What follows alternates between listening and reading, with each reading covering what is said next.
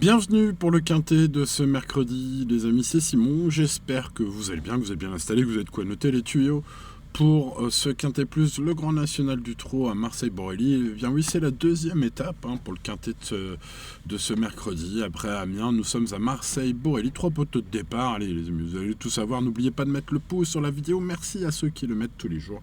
Vous êtes les meilleurs, pensez à vous abonner à la chaîne.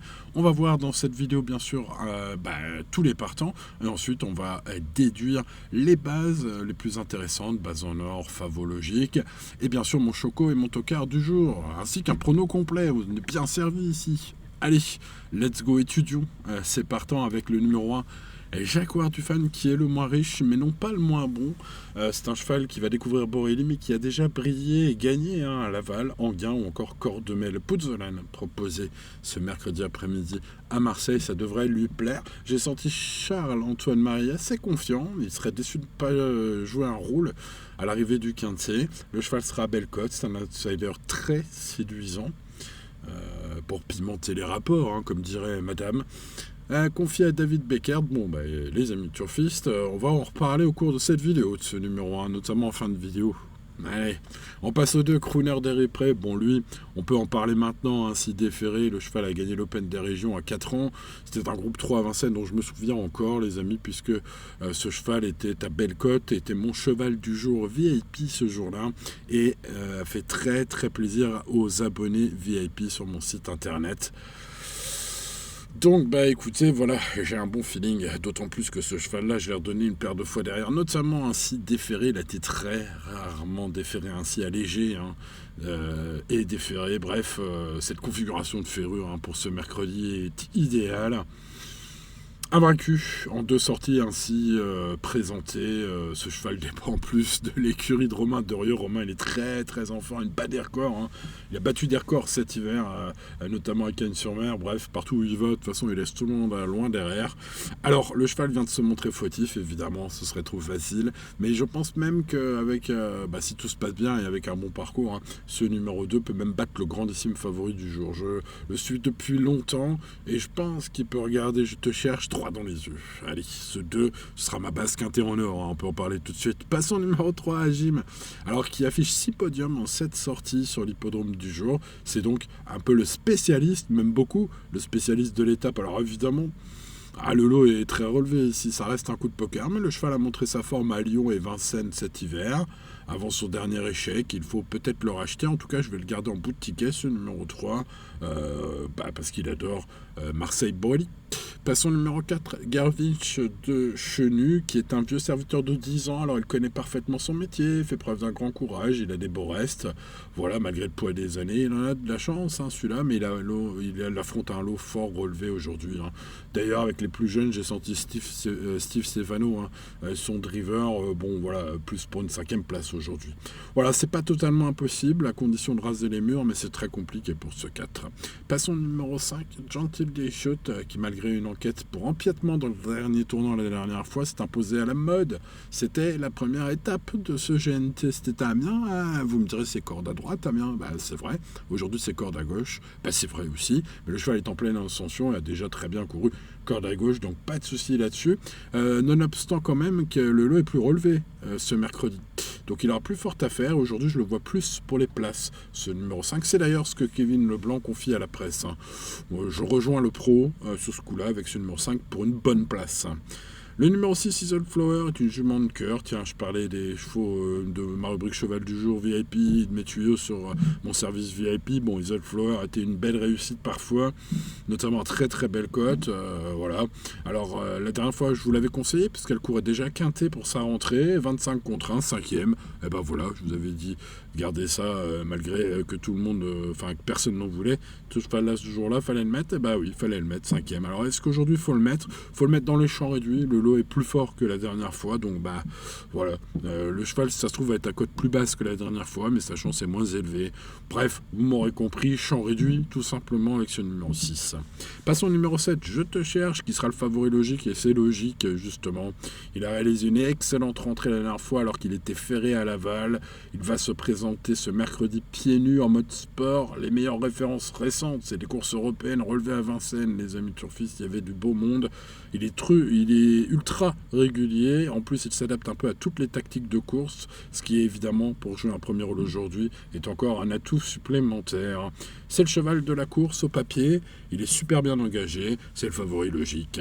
Passons au numéro 8, Helios Della, qui possède de la qualité, mais qui a été freiné dans sa préparation par un souci de santé. C'était très bien en janvier à Vincennes, mais le cheval a contracté un virus qui l'a tenu éloigné de l'entraînement depuis. Voilà, le cheval revient, il est pas à 100%, il risque de manquer, et il affronte des jeunes au top de leur forme. Pour toutes ces raisons, je n'ai pas gardé ce numéro 8, même si c'est un bon cheval. Passons au numéro 9, Joliver du Gers, qui est un cheval aussi de cœur, celui-là, tiens. Super attentif, super finisseur, cheval le plus riche du premier poteau ce mercredi, puisque vous le voyez, il est aux 3000 mètres avec ses copains du premier poteau. Ça pourrait bien se passer, comme à Cagnes le 8 mars dernier, peut-être. En tout cas, ça peut être un joli choco, car si le cheval affronte 2-3 chevaux qui seront plus joués que lui, il va être aux alentours des 10 contre 1. Et s'il peut prendre la roue d'un des favoris, attention, il sait finir fort, ce numéro 9. Puis l'engagement, Mathieu Abrivard va essayer de ne pas le manquer. Bon, même si dans son entourage, on croit plus à une place aujourd'hui, je l'ai quand même gardé très haut, ce numéro 9. Passons au second poteau, vous le voyez, ils sont à 3025 mètres. Il s'agit tout d'abord du 10 Ingrid Turgot. Je vais rayer totalement aujourd'hui. Effectivement, la jument fait une rentrée et ferrée aux 25 mètres, dis donc, voilà, on peut rayer a priori. Je n'ai pas gardé non plus le 11 Grèze, même si celui-là est en mode sport, attention, c'est pas le même type de rayure que le 10, pas du tout le même type de chance de faire l'arrivée, une chance beaucoup plus élevée, ce numéro 11 de faire l'arrivée que le numéro 10. Bon, maintenant, sa chance me semble quand même faible malgré tout, parce que si sa forme a été vue au trot monté la dernière fois, le cheval quand même affronte un sacré lot, 25 mètres en plus, et au sulky, même s'il a déjà bien couru, au sulky, c'est quand même un peu moins fiable désormais que sous la selle. Donc j'ai pas gardé ce 11. On passe au numéro 12, Captain du Liamone, remarqué pour une bien belle fin de course dans la première étape du GNT. Captain du Liamone, c'est un modèle de régularité, quel que soit le pilote, quelle que soit la corde, quelle que soit la piste, quelle que soit la distance, il est tout le temps là. Donc là, il rend 25 mètres, mais bon, on va le garder, il a fait toutes ses courses et il est au top en ce moment. Passons au numéro 13, Jack Strick. Alors, le vrai Jack Strick, oui. Le Jack Strick qu'on voit depuis mi-2024, non. Voilà, c'est pas terrible. Il a une paire de 5e place un peu chanceuse en pratiquement 2 ans, on va dire. Ce qui est très peu. Voilà, alors dans sa jeunesse, il était vraiment prometteur, mais plus trop de son, plus trop d'images depuis quelques temps. Voilà, j'ai besoin d'être rassuré avant de mettre ce numéro 13 sur mes tickets. Passons au numéro 14, Grand Trio Ludois, qui est un trotteur d'expérience, qui en a encore sous la pédale. Il vient de prouver sa compétitivité à Cagnes-sur-Mer, Hippodrome où il excelle. Voilà, à mon avis, c'est un cheval possible pour les petites places et une cote qui pourrait être intéressante. Je vais le mettre dans mes champs réduits seulement. Passons au numéro 15, il y a Alto d'Ertals qui rend 25 mètres, mais vient d'être coup sur coup le dauphin d'un certain Competivo, d'un certain Carambar, qui a gagné en tongue et en serviette de plage un nouveau quintet depuis, et d'un certain Jazzman, qui est un sacré cheval aussi. Bref, vous l'avez compris, quand on est dauphin de Competivo, Carambar et Jazzman, ouais, on peut se présenter aujourd'hui à Marseille avec une bonne chance, si ce n'est la présence de 2-3 chevaux de grand talent au premier poteau, et lui, il leur rend 25 mètres. Théo Briand est appelé à la barre. Théo Duvladestin pense qu'il devrait être dans la bonne combinaison, mais qu'il faudra que ça se passe bien en 25 mètres. Je le rejoins. C'est un cheval de classe et en forme. On va garder, bien évidemment. Sur un ticket combiné, il faut le garder, ce numéro 15, bien évidemment. Maintenant, rendre 25 mètres, c'est jamais facile. Terminons cette étude par le numéro 16, Orchestro. Cheval de classe, mais en préparation suite à sa pyroplasmose qu'il a eue récemment. Voilà, on va le mener calmement et sagement en vue du prix Kerjak. Notez-vous peut-être cela dans vos tablettes, les amis, dans vos bloc-notes. Le cheval est à regarder courir, à mon avis, pour plus tard. C'est pas le jour J, parce qu'il rend 50 mètres en plus, ce qui rend sa tâche quand même sacrément compliquée. Allez les amis de Turfus, il est temps de passer au prono. C'est l'heure du choix. C'est l'heure de mettre le petit pouce si vous ne l'avez pas encore mis. Merci à ceux qui le mettent tous les jours, vous êtes les meilleurs. Pensez à vous abonner à la chaîne si ce n'est pas encore fait, d'activer la cloche bien évidemment. Allez, let's go. Passe quintet en or, je le disais, Crooner Derry près le numéro 2. Ah là là, quel cheval de cœur ce Crooner. Je l'adore. Depuis sa victoire dans l'Open des Régions à 4 ans, un groupe 3 à Vincennes, il s'imposait à très belle cote en mode cheval du jour VIP sur mon service VIP. Il rejoint les centaines de chevaux gagnants de cette rubrique, mais lui était à très très belle cote. Voilà, quelques-uns comme cela dont je me souviens, et j'ai bien fait de m'en souvenir, parce que quand il a été présenté la deuxième fois ainsi déféré, comme il sera aujourd'hui pour la donc troisième fois de sa carrière, il a gagné aussi. Hein. Donc jamais 203, à voir. Le cheval vient d'être fautif, mais l'écurie de Romain Dorieux est dans une sacrée forme. Et pourquoi pas, les amis, une victoire de ce numéro 2 aujourd'hui qui est ma base quintée en or devant le grandissime favori logique, je te cherche, le numéro 7 qui lui a brillé dans les courses européennes cet hiver à Vincennes, qui vient de faire une super rentrée à Laval et qui mérite évidemment un large crédit si vous cherchez des bases. C'est le favori implacable.